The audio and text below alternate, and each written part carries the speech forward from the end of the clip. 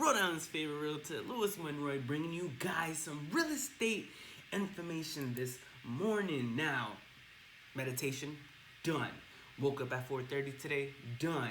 Coffee, done. Real quick, actually, before we dive into all this real estate information, I use a monthly planner. Shout out to my boy Nick, my real estate coach.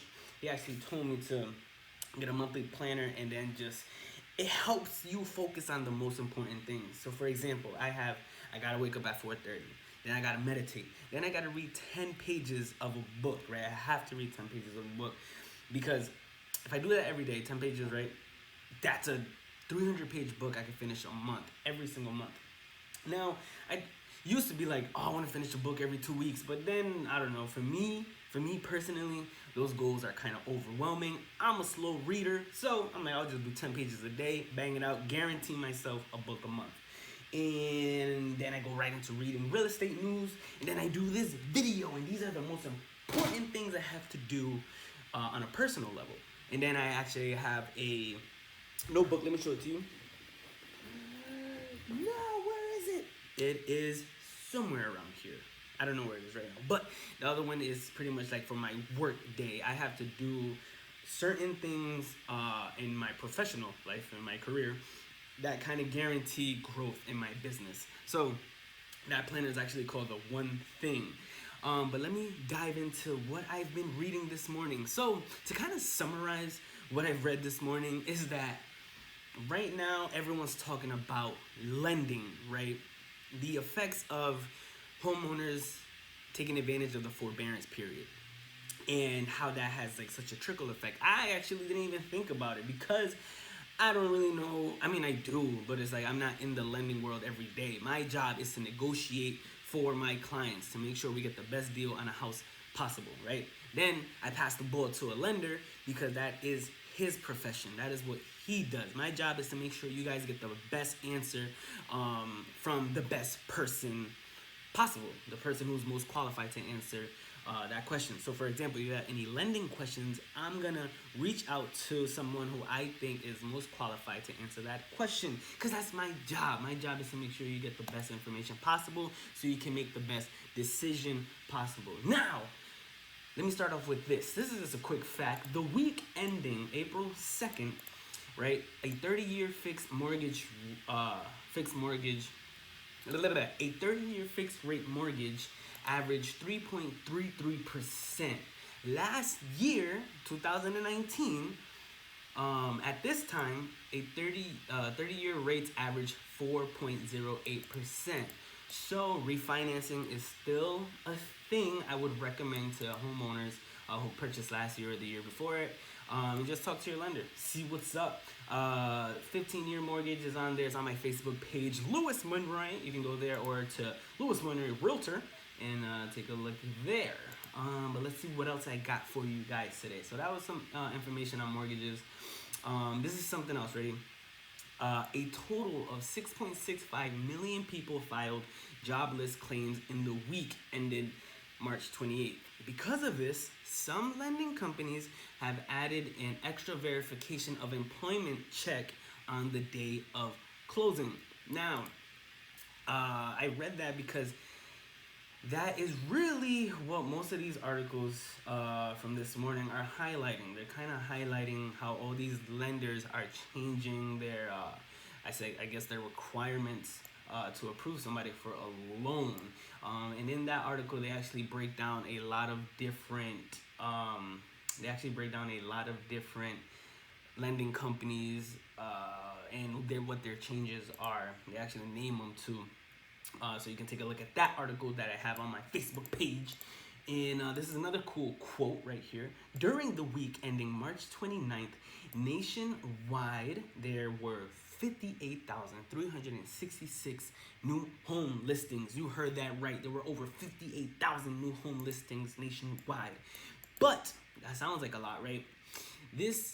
With this number, right? This number here pretty much translates to a 33% drop from the year prior in listings. So there's about a third less listings this year than there was last year. So this is my words of advice. If you're a buyer, this means competition will be fierce when a nice home is for sale. Negotiations must be on point in order for your offer to stand out. Okay, guys, because there's less listings out there, which means competition is fierce because you're gonna be competing for a house that you're just not gonna find in a lot of places just because there's not that much supply. But if you're a seller, Economics 101 will tell you that the price of your product or service is determined by supply and demand. Right now, supply is low and demand is high. So as a seller, I look at this and put more thought into selling. Those are my words of advice looking at these numbers. Because let's say if I own like 3 properties, right? Let's say I own some homes and I don't really need one of them, right? Right now would be a really good time to consider putting your house on the market because of the fact that there's not that many homes for sale. So if I put it out there, my house is gonna stand out like a sore thumb, and hopefully, kind of getting every dollar's worth for my house. Every dollar's worth? Yeah, I think that's right. On to the next article.